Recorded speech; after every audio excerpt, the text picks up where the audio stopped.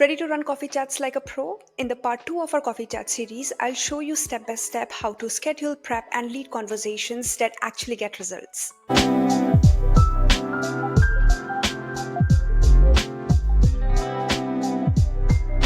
Hi, I'm Anushka, and over the past 8 years, I have done tons of coffee chats with professionals in the sustainability space. And all those conversations led to career opportunities, referrals, guidance, and collaborations that I literally never saw coming. If you ever felt awkward reaching out to someone you admire or you're not sure what to say during a meeting, watch part 1 of this video where I break down 3 essential phases of a coffee chat: prepare, connect, and follow through. This part 2 video is your practical execution guide to run a smooth professional coffee chat from start to finish. In this video, I'll walk you through how to schedule coffee chats using Calendly and Google Calendar, how to structure powerful engaging questions, and how I craft my introductions.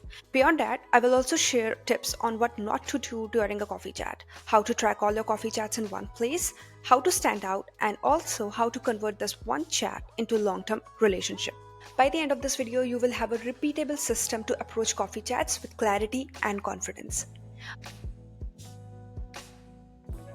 If you remember from part 1 of our coffee chat series, we talked about scheduling, where we turn our intent into action. And we also discussed like how people mess this one up. Many people say like, sure, let's chat, but they never follow through. And then we also discussed that if you don't lock a date or a time immediately, the opportunity drifts away. So in this part 2, I'll show you how you can effectively schedule a call using Google Calendar or Calendly. I have used both and you can choose whatever you like. And just to remind you, the reason we are using these online scheduling tools is to save your time in emailing back and forth and also to automatically adjust for different time zones. And before we jump on the walkthrough, I just want to clarify that I'm not affiliated with Calendly or Google Calendar. It's just something I used in the past and loved, so sharing it with you all. Okay, let's start with Google Calendar. So this is how my Google Calendar looks like. Then click on create and then go to appointment schedule. Let's start with event description or event title. So you can call it either one-on-one with your name, or you can say something like coffee chat with and then your name. Next is appointment duration. So you can set whatever you want. Let's click on 30 minutes. So if you're noticing in here in this screen, as I'm making changes on the left hand side, changes are being reflected on the right hand side. So let me show you again. If I click on 1 hour, look how it looks like. 1.5 hour, 15 minute. Okay, let's go back to 30 minutes. The next is general availability. So there are 3 options: does not repeat, repeat weekly, and custom. So we're going to choose repeat weekly because we want to automate our booking system. We don't want to go to Google Calendar every single day and update our timings, right? So click on repeat weekly. Now you see Sunday to Saturday in here. And then we have 3 options. Let's talk about these 3 options one by one. On Monday, I don't want to have any meetings. So what I will click this one and it will remove the whole Monday appointment block. Next, on Tuesday, I want to have 9 to 5. On Wednesday, I want to have 2 different slots. So say 9 to 10:30, and then I want to have 4 to 5 maybe. So basically with this plus sign, you can add more slots in a day. And then we can have 6 to 7 or whatever. Now the third option is copy time to all. So now I know like every single day 4 to 6 I am free, or 5 to 7 I'm free. So I just need to do this 5 to 7, so do it anywhere and then click on this button, and then it will copy the same changes to the whole week. Next is time zone. So in here you will choose your time zone. So for me it's Toronto, and say someone wants to book a call with me and they are in a European time zone, this will automatically adjust. So that's why I said online scheduling tools are really good in terms of adjusting to different time zones. Next is scheduling window.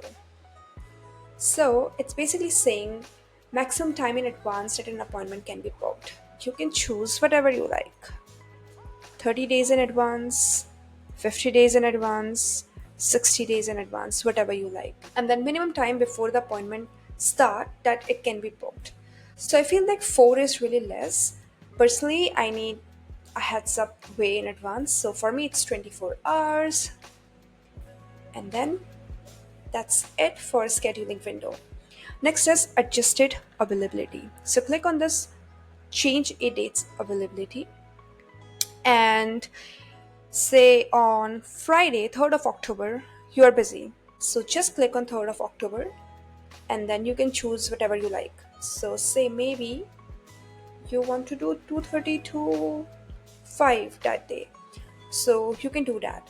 So this change is being reflected only to 3rd of October Friday, not to any other future Fridays. So that's the best part. And say if you want to remove Friday entirely, you can just click on this one and you have no booking appointment for Friday. But if you will look at future Fridays, it's same as what we selected up in here. So that's why I said that I prefer to have a repeat weekly system. Like I can have like the same time throughout the week, and then whenever I realize that I'm not available, I just go here and update my dates. So let's do it for, I don't know, for 15th maybe. So on 15th, we have a time in here. But say on Wednesday, I'm available around 12 to 4:30. So look, it's not affecting any future or past Wednesdays. Okay, next is booked appointment settings. So two important things: buffer time, add time between appointment slots. So if I click on this, it basically adds a buffer time between two different slots. Usually I try to limit two meetings a day or one meeting a day, so I don't need this buffer time. But if you're planning to have multiple meetings, or if you are in a job hunt and you want to have like 5 to 10 meetings, then it's really great to have. What I do have is maximum bookings per day. So if I click on this, I can limit how many people can book appointment with me. So I want to do two in here. So only two people can book appointment with me every day. And then it's up to you whether you want guests can invite others. I mean, during the coffee chats, nobody invites anyone. So it's really up to you. And then the last option is calendars. So this is my calendar. Like, I think if you pay, you can plug in other calendars also. I don't know, I never use this feature. Okay, now click on next.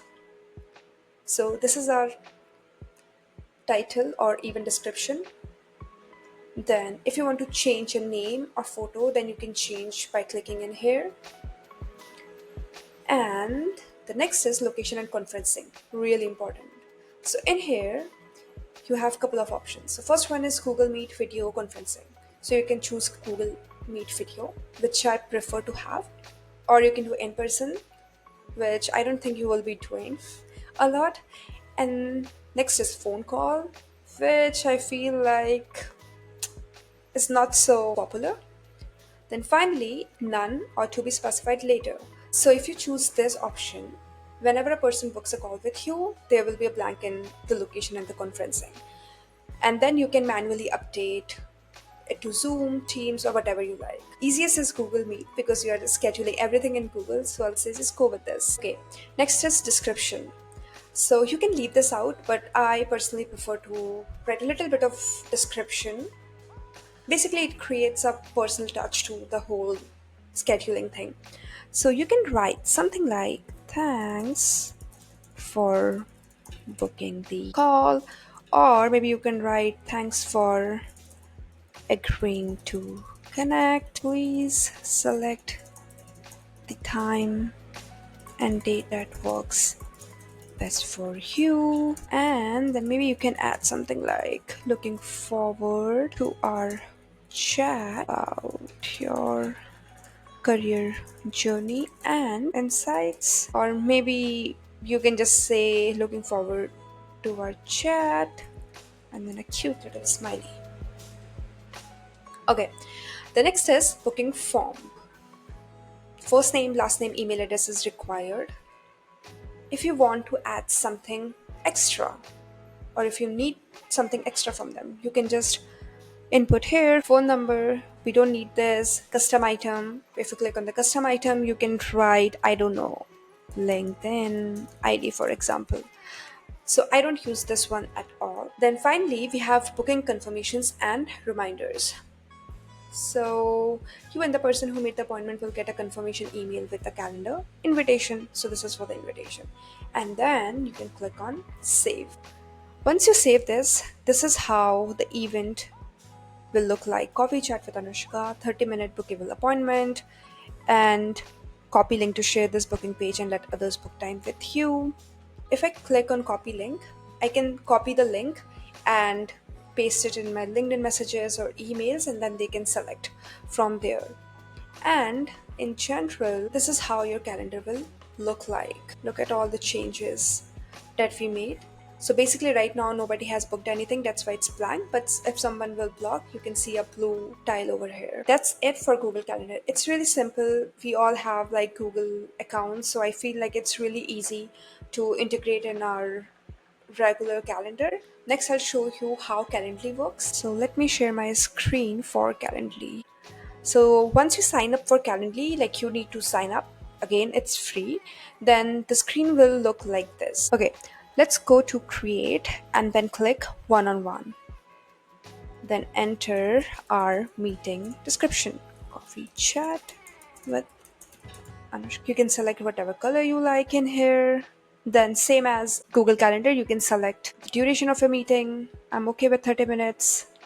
Then the next is location. So the best part is they already have option for Zoom. So the only extra step that you have to do here is you have to integrate Zoom or connect Zoom with your Calendly and you should be good. Look, it's saying me to connect Zoom. So for now, I'm just gonna go with Google Meet. Then availability. So same as Google Calendar. You can schedule 30 days in advance or 90 days in advance. It's really up to you. And then into the future with at least 4 hours of notice. So I don't want 4 hours, I want 24 hours. So let's do 24. Okay, next is schedule. Let's click on this icon and it's same as Google Calendar, really easy. Like if I cross this one, it's showing me unavailable. If I click this one, it's showing me two different time zones. I don't see a calendar view in here like we saw in Google Calendar. So I really like Google Calendar's layout, especially for deciding the times, because right now I'm not able to see, those calendar blocks and what I'm selecting. But anyways, let's go with 15. And they also have an option to copy. But the best part is you can select to which days you want to copy the same schedule.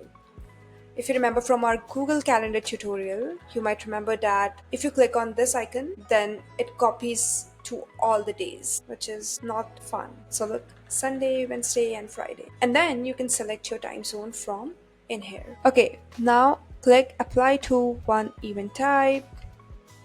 I'm the host, and then create. So now this is how the booking page looks like. It says coffee chat with Anushka, 30-minute, and these are all the times. So say if I select 20th November, then you can see all these time slots that are available. If I select 21, then you can see all these time zones and you can copy the link from here.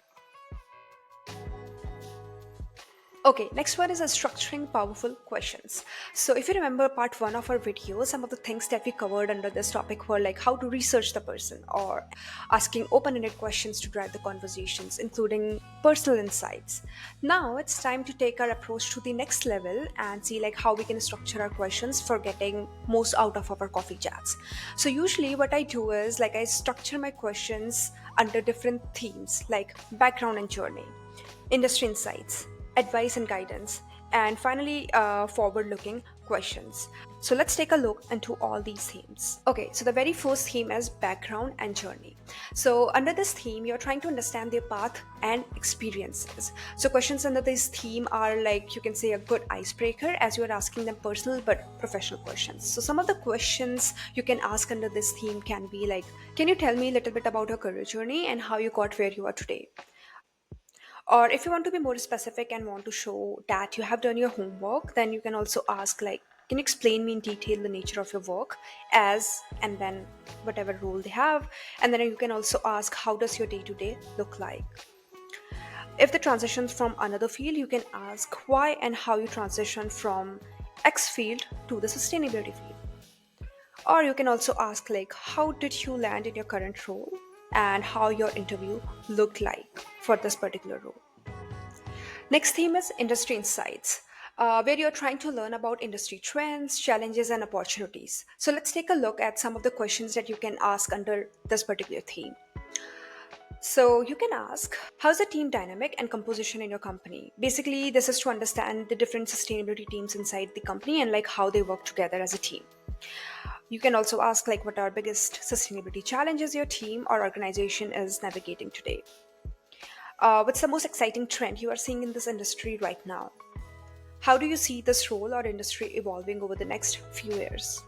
Or you can also ask, like, what skills or qualities do you think are becoming increasingly important? Okay, third theme is advice and guidance, where you are trying to get actionable tips for your own career. And some of the questions that you can ask under this theme are, if you were starting in my shoes today, what would you like to focus on first? Or you can ask, like, what do you wish you had known earlier in your career?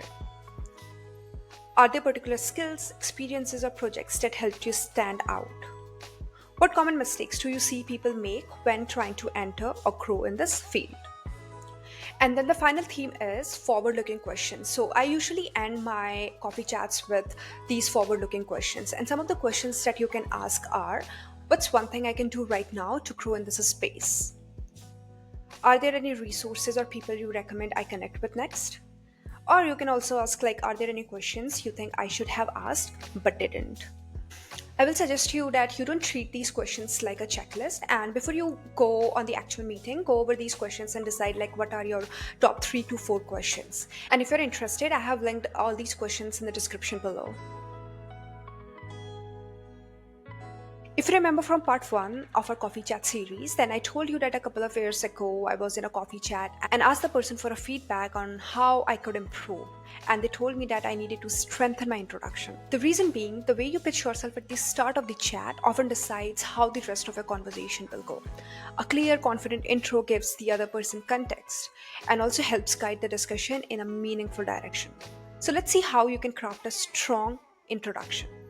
So start with greeting and a little bit of context. So you can say something like, hi, and then your name, and say, thanks so much for taking the time to chat with me today. I really appreciate it.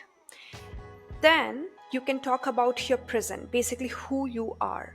So you can say something like, I'm currently your role and what you are doing now at, you can mention the school, company, or the organization, and then say and then talk about what you work on. Then jump into the background snapshot, or basically your past. So you can say something like, before this, and then you can mention briefly your past role, project, experience that's relevant to them or the chat. Then jump into the current interest or goal, basically the future. Like you can say something like, I'm really interested in, then mention the specific area, industry, or career path, and say, I'm excited to learn about something related to their expertise. And then finally, do a smooth transition and say, I would love to start by hearing a bit about your career journey and what brought to your current role. Okay, next one is, don't ask for a job. So if this is your first coffee chat, then don't ask for a job. Like, really simple. Focus on relationship building and getting insights. And if you're actively looking for a job, then you can mention this in your introduction. But don't sit on a call expecting that they will provide you a job.